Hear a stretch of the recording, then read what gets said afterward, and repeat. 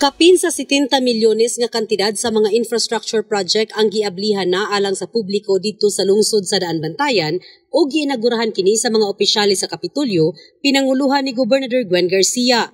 Usa na niini mao ang pagpanindot sa causeway nga gigastuhan sa Kapitolyo og 7.6 milyones ka pesos. Sunod nga giinagurahan mao ang poblasyon Tuminhaw-Maya Road Section Phase 2 nga may kitas-on nga 3.9 kilometros nga nagkantidad og 54.8 milyones. Si Ana Corita Pipito Briso, kapitan sa Barangay Talisay nagkanayon nga ang Talisay usa sa 5 ka mga barangay nga makabenepisyo sa mas lapad kun 6.1 metros ug mas baga 9 pulgadas nga konkretong dalan. Barangay nga nakabenepisyo aning project ni Gwen Garcia ang Tuminhaw, Talisay, Maya, at Bagay. Ana natanan din sakop sa Daan Bantayan. Siya gyud ang nakapabag-on ning karsada karon. Nang mangayog yung may dako jud kaayong pasalamat. Gatagan uta siya maiglawas kanunay sa iyang pagsakripisyo sa among barangay nga iyang gipanindutan. Sa hamubong programa, gipasalig ni Gobernador Gwen nga dublihon pagyud niya ang iyang mga paningkamot nga mapaarang-arang ang kinabuhi ug panginabuhi pinaagi sa hapsay ug lig-on nga karsada nga magamit sa hataas pang katuigan. Di na ako masulbad na tanan problema ha.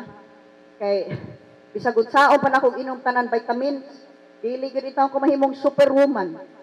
Apan paningkamutan nako nga ang labing makaayo sa kadaghanan, maugayod ang atong kanunay tagaan o labaw nga importansya.